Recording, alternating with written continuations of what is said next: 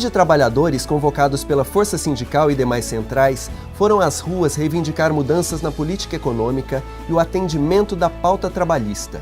Fim do fator previdenciário, redução da jornada de trabalho para 40 horas semanais sem redução salarial, reajuste digno para os aposentados, mais investimentos em saúde e educação, transporte público de qualidade, fim do projeto 4330, que amplia a terceirização, reforma agrária e fim dos leilões do petróleo.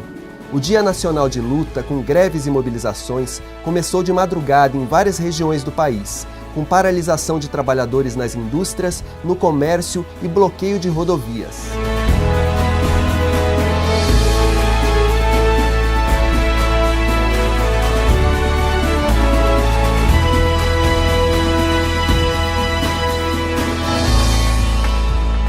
Dia Nacional de Lutas, um sucesso, paralisações como essa que nós estamos aqui na cidade de São Paulo, na Grande São Paulo, nas cidades do interior do estado de São Paulo e todo o Brasil, as principais capitais, as principais cidades do nosso país paralisada, com greves, com manifestações, em defesa de uma pauta trabalhista. Essa pauta que inclui mudanças na política econômica, fim do fator previdenciário, redução da jornada de trabalho, melhoria na saúde, na educação, uma política salarial para os aposentados. Enfim, essa pauta que está na mão da presidente Dilma e ela não cumpre.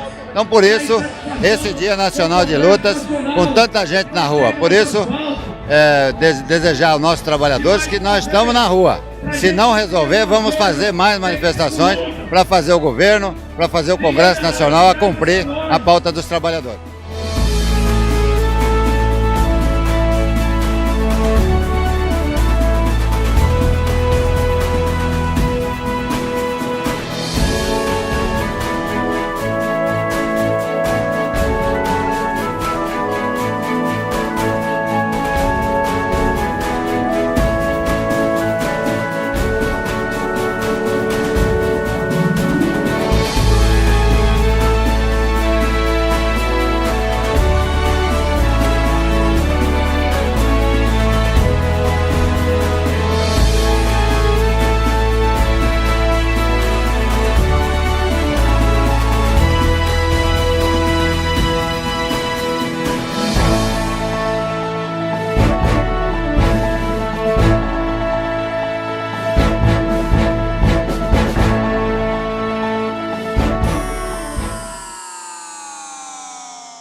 Oito centrais sindicais, entre elas a Força Sindical e a CUT, fazem nesta quinta-feira o Dia Nacional de Luta com greves e manifestações. O ato convocado pelos sindicalistas previu o bloqueio das principais rodovias do estado de São Paulo, das marginais e da Avenida Paulista. Você vai ver na reportagem de Jean Halp como as manifestações devem alterar a rotina da cidade e o deslocamento dos cidadãos de casa para o trabalho. A Força, a CUT e as outras 6 centrais sindicais querem que o 11 de julho seja um dia de reflexão e de luta pela pauta trabalhista. O fim das terceirizações, que hoje acaba com o direito dos trabalhadores, uma política de valorização dos aposentados que mais sofrem nesse país, uma política para a educação, uma política para a saúde, o transporte. A Força Sindical pretende fazer manifestações em 12 vias da Grande São Paulo. São elas: a Marginal Tietê, na altura da Ponte do Piqueri, a Marginal Pinheiros, na Ponte do Socorro, a Avenida do Estado, a Jaco Pêssego e a Radial Leste. E as principais rodovias de acesso à capital: Anchieta, no quilômetro 2,5, Raposo Tavares, entre os quilômetros 14 e 18, Anhanguera, Bandeirantes, Castelo Branco, Fernão Dias e Dutra. Nessas rodovias, os locais da manifestação não foram informados. As vias podem ser interditadas por 2 horas, a partir das 7 da manhã. Esta quinta-feira foi de manifestações em quase todo o país. O protesto foi convocado por 8 centrais sindicais e chamado por elas de o Dia Nacional de Lutas. O repórter César Menezes conta como foram essas manifestações em São Paulo. Antes mesmo do amanhecer, manifestantes já se reuniam nas ruas de São Paulo. Trabalhadores saíram cedo de casa para um dia de protestos sem violência.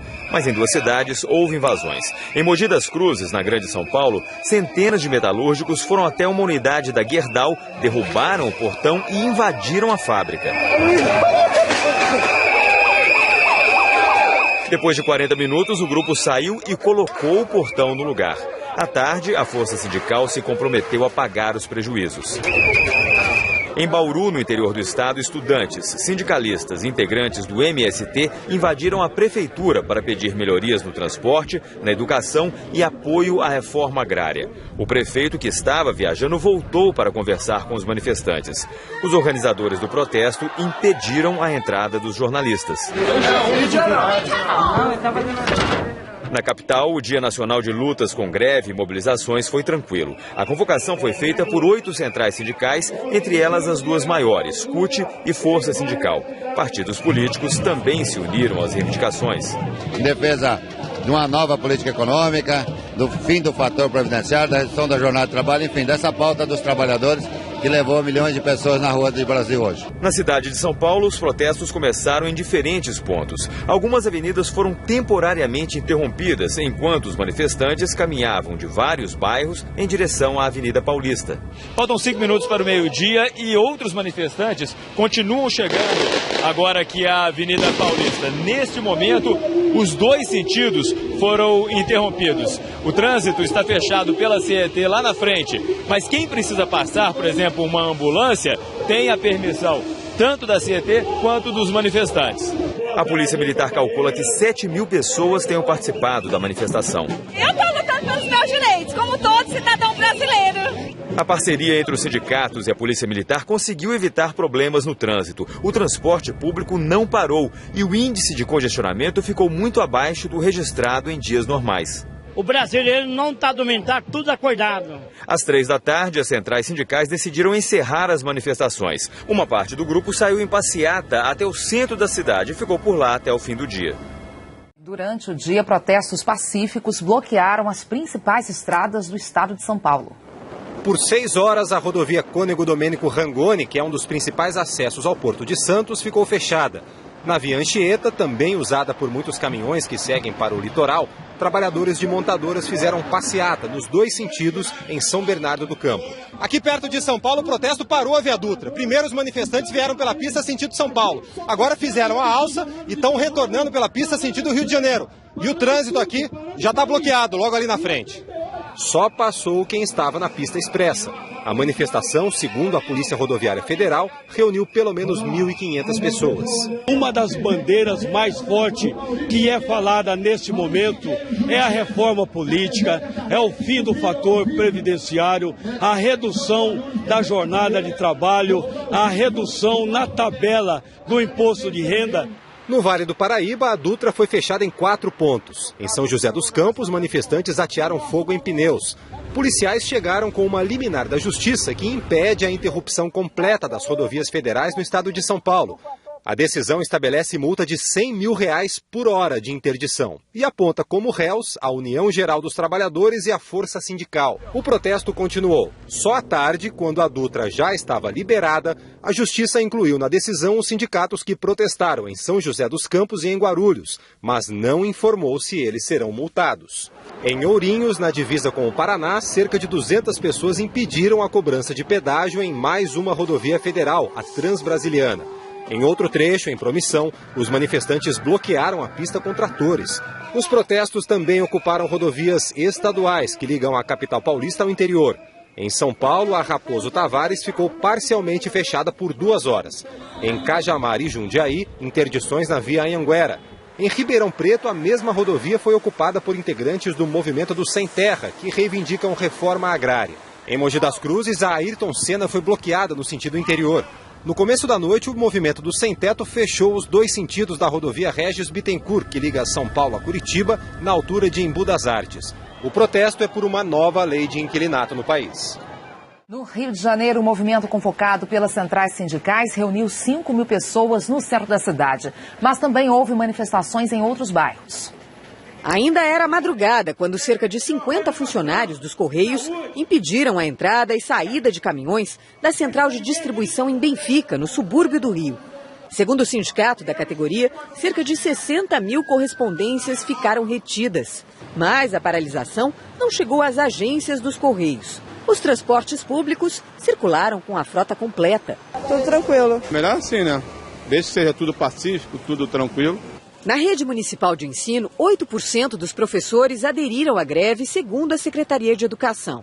Mas, pelos cálculos do sindicato, a adesão chegou a 80%. A maioria dos bancos funcionou. Bancários deixaram de trabalhar apenas no centro da cidade, onde integrantes de centrais sindicais fizeram piquetes. Cerca de 70 agências não abriram, de acordo com o sindicato. A Candelária, que foi ponto de partida das principais manifestações das últimas semanas, hoje reuniu representantes de vários sindicatos e centrais sindicais. Depois dos estudantes, nesta quinta-feira, os trabalhadores tomaram conta do centro do Rio. É um exemplo que a juventude nos dá e que a gente deve seguir. Ali estavam enfermeiras, portuários, advogados, químicos, trabalhadores da construção civil, com uma pauta única de reivindicações. Fim do fator previdenciário, nós reivindicamos redução da jornada de trabalho, nós reivindicamos reforma agrária. Dona Belinha, de 79 anos, viu a aposentadoria minguar. Para ela, estar ali era a chance de ser ouvida. O governo tem que tomar vergonha e não fazer covardia com quem é idoso. No início da passeata, um homem foi detido depois de ser visto quebrando uma vidraça da Igreja da Candelária. Um grupo reagiu e a polícia lançou bombas de gás lacrimogênio e balas de borracha. Em outro ponto da cidade, mais manifestação. Muitos estudantes e também famílias. Nada aqui é de uma noite pro dia, mas se for mudar, que seja para ele. A maioria protestava contra o governador Sérgio Cabral. A passeata foi em direção ao Palácio Guanabara, sede do governo estadual. Segundo a polícia, 500 pessoas participaram desse protesto. Já o movimento, convocado pelas centrais sindicais no centro da cidade, reuniu 5.000 pessoas que tomaram a Avenida Rio Branco. Segundo a Polícia Rodoviária Federal, 18 estados no país registraram mais de 60 bloqueios em rodovias federais. Em Governador Valadares, no leste de Minas Gerais, o movimento dos trabalhadores sem terra fechou a BR-116 para pedir agilidade na reforma agrária. No Rio de Janeiro, portuários bloquearam os acessos ao porto de Itaguaí na BR-101. Houve bloqueios em pelo menos 39 trechos de estradas federais e estaduais do Rio Grande do Sul. Na BR-386, em Passo Fundo, integrantes do MST e da Via Campesina ocuparam uma praça de pedágio. À tarde, eles liberaram as cancelas para os motoristas passarem sem pagar. Protestos também na BR-163, em Sorriso, no norte do Mato Grosso. Em Goiás, o congestionamento chegou a 8 quilômetros na BR-153, na região metropolitana de Goiânia. 6 estradas federais passaram parte do dia bloqueadas em Pernambuco. Houve protesto também no acesso à rodovia estadual PS-60, que leva a Suape, o maior complexo industrial e portuário do estado. Por mais de 3 horas, manifestantes ocuparam uma das vias da ponte que liga Petrolina à cidade de Juazeiro, na Bahia. A manifestação começou cedo no sentido Salvador-Feira de Santana, na BR-324, deixando o trânsito muito lento. No Piauí, só ambulâncias e carros com doentes e idosos passaram pela BR-343 na altura da cidade de Altos. Houve registro de bloqueios no perímetro urbano da BR-101 em Natal, em 2 rodovias federais de Sergipe, 3 da Paraíba e 3 de Alagoas. No Pará, comerciantes fecharam pela manhã o trecho urbano da Transamazônica. Eles reivindicam melhores condições nas estradas. Apenas no Paraná houve registro de prisões. 6 integrantes do MST foram presos. Em Curitiba, metade da frota de ônibus deixou de circular no fim da tarde. Garis aderiram à paralisação e saíram em passeata pelas ruas do centro. 10.000 funcionários das montadoras de automóveis participaram dos protestos. No maior hospital público do Paraná, só foram atendidos os casos de emergência. E em Florianópolis, servidores municipais ocuparam uma das pistas da ponte que dá acesso à capital. Não houve incidentes. No fim da tarde, integrantes do movimento Passe Livre invadiram o maior terminal de ônibus de Florianópolis e pularam as catracas sem pagar as passagens. 2 pessoas foram detidas por desacato à autoridade. Em Porto Alegre, a paralisação deixou mais de 1 milhão de pessoas sem transporte público. A cidade ficou vazia. Só 30% das lojas abriram. Escolas e agências bancárias permaneceram fechadas. O principal motivo foi a falta de transporte público. O trem parou ainda pela manhã, depois de um vagão ser depredado. E os ônibus ficaram nas garagens. As empresas alegaram falta de segurança. A Justiça determinou que pelo menos 30% da frota estivesse em circulação. Mas nessa empresa, por exemplo, dos 700 motoristas, menos de 40 apareceram para trabalhar. Aqui, como na garagem de outras companhias, os ônibus não saíram, deixando 1.200.000 pessoas sem transporte coletivo na capital gaúcha. Eu tive que correr atrás da linha de táxi. Caminhei bastante para conseguir E agora estou tentando achar outro para poder voltar para casa. Caminhadas de protesto organizadas pelas centrais sindicais cruzaram as principais cidades do estado, pedindo mudanças. 40 horas semanais, o fim do fator previdenciário e o fim das terceirizações, que é o projeto das terceirizações que tem lá em Brasília. Em Pelotas, um ônibus foi apedrejado e um passageiro ferido sem gravidade. Em Santana do Livramento, na fronteira com o Uruguai, mais de 100 manifestantes ocuparam por 1 hora o prédio da prefeitura. O ato convocado pelas centrais sindicais em Salvador deixou a cidade sem ônibus nas ruas durante 3 horas. Com os rodoviários mobilizados nas garagens, os 2.500 ônibus não saíram no horário habitual, 5 da manhã. Por toda a cidade, pontos de ônibus lotados. Muita gente já contava com atraso na chegada ao trabalho. Como é que eu vou chegar às 7 horas no meu serviço com a paralisação dessa?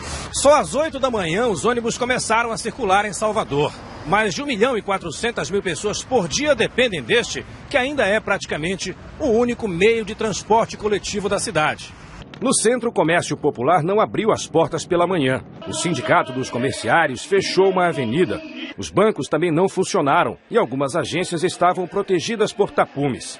Não houve aulas nas escolas estaduais e municipais. No começo da tarde, trabalhadores de diversas categorias saíram em passeata pela região central. Entre as reivindicações, o combate à corrupção. Protestando contra as irregularidades que estão acontecendo no país, contra a corrupção e muitas outras coisas erradas que nós temos que vir para contestar e tentar corrigir isso aí de alguma maneira. A manifestação foi pacífica e terminou em frente à prefeitura. E houve manifestações também nas outras capitais do Nordeste. Em Natal, 8.000 pessoas foram às ruas, de acordo com a Polícia Militar. O protesto foi tranquilo, mas os manifestantes chegaram a queimar pneus. Em Fortaleza, a concentração foi na Praça do Ferreira, no centro, e, segundo os organizadores, reuniu cerca de 1.000 pessoas. Em Aracaju, alunos das escolas públicas ficaram sem aulas. 50 postos de saúde não funcionaram. Em João Pessoa, os trens não funcionaram e as aulas também foram suspensas. No centro da cidade, lojas fecharam. Em São Luís, sindicalistas e trabalhadores fizeram manifestações no centro e no porto do Itaqui. Cerca de 1.000 manifestantes fizeram passeata pelas ruas de Teresina. Os comerciantes fecharam as portas mais cedo. Em Vitória, o protesto organizado pelas centrais sindicais paralisou os transportes públicos. Cerca de 700.000 pessoas ficaram sem ônibus. Lojas não abriram. Manifestantes colocaram fogo em pneus e bloquearam ruas e acessos da cidade. No fim da manhã, eles foram recebidos pelo governador do estado e pelo presidente do Tribunal de Justiça. Também houve protesto em frente à Assembleia Legislativa. Manifestações convocadas pelas centrais sindicais também foram realizadas nas capitais da região norte. Em Manaus, os rodoviários paralisaram 40% da frota dos ônibus. Manifestantes se reuniram em frente à sede da Prefeitura de Belém. Eles cobraram mais investimentos na saúde e a redução do preço das passagens de ônibus. Entre as reivindicações em Porto Velho estavam o aumento das indenizações pela construção das usinas do Rio Madeira e a destinação dos royalties das hidrelétricas para educação, saúde e agricultura familiar. Houve protesto também em Rio Branco, Palmas, Macapá e Boa Vista. Vamos ver como foram as manifestações nas capitais do Centro-Oeste. A maior delas foi em Campo Grande. Segundo as centrais sindicais, 12.000 manifestantes se reuniram no centro da cidade. Os transportes públicos funcionaram normalmente. No fim do protesto, um grupo invadiu a sede do INCRA. Em Goiânia, o protesto reuniu cerca de 2.000 pessoas, segundo organizadores. Manifestantes ligados a sindicatos, centrais sindicais e grupos de trabalhadores rurais percorreram as principais avenidas do centro da capital. Em Cuiabá, segundo as centrais sindicais, 2.500 pessoas seguiram pelo centro histórico até a prefeitura. Em Brasília, trabalhadores sem terra bloquearam a entrada da sede do INCRA de manhã. Eles pedem a demarcação de novos assentamentos. Na esplanada dos ministérios também houve manifestação. À tarde, cerca de 1.000 pessoas, segundo a PM, caminharam até o Congresso Nacional. O protesto terminou no início da noite, sem tumultos. Os manifestantes deixaram agora há pouco o prédio do INCRA, que estava ocupado em Campo Grande.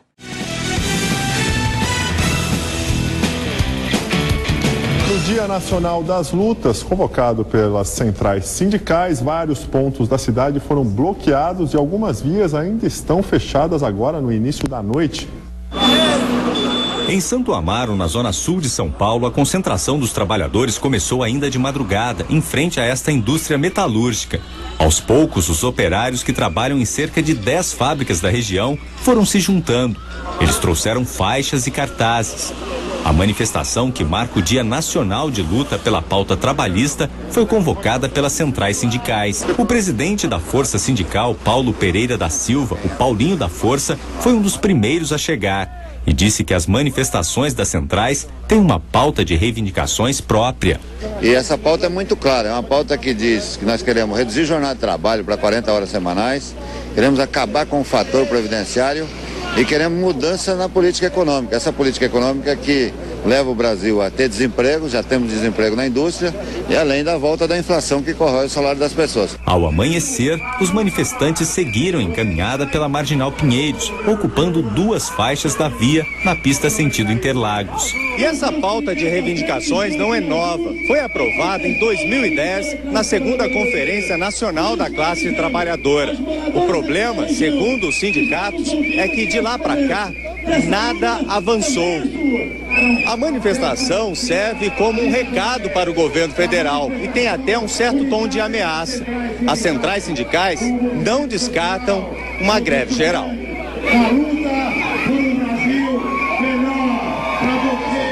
Vocês não descartam essa greve geral? Não descartamos, mas precisamos discutir, precisamos primeiro avaliar o que aconteceu no dia de hoje. Acho que hoje é um dia importante e a gente tem que avaliar exatamente o que aconteceu, quais foram as categorias que não aderiram e por que não aderiram, e aí sim a gente definir se é greve geral ou se não é, nos próximos passos que a gente deve definir. A CUT, que também participou das manifestações pelo país, pede ainda o plebiscito da reforma política. A proposta defendida pelo governo federal é criticada por outras centrais sindicais. Pelo caminho, os manifestantes encontraram outros grupos e seguiram até a Ponte do Socorro. Algumas pessoas que iam para o trabalho pararam para dar apoio ao protesto. Eu resolvi parar porque a gente tem direito, a gente precisa ser ouvido mais pela política e tal. Apesar da ponte ter ficado completamente bloqueada por cerca de 20 minutos, os próprios manifestantes organizaram a liberação de 2 faixas, uma em cada sentido, para a passagem dos veículos. A polícia militar acompanhou o movimento. Ao mesmo tempo, um outro grupo dos trabalhadores da construção civil se reuniu na Ponte Estaiada. Saulo hoje não foi para o trabalho. Com a placa pedindo melhorias para o transporte público, ele se uniu aos manifestantes com a esperança renovada. A esperança é que o Brasil mude, né? Não só isso, as mortes que estão tendo aí também. Muitos pais de família estão indo trabalhar, não estão conseguindo voltar para casa. Eu sou pai de família, eu sei disso. Então é isso que a gente quer. A gente quer que o Brasil muda. Para que os trabalhadores demonstrem organização, demonstrem que não está contra a população. Força sindical!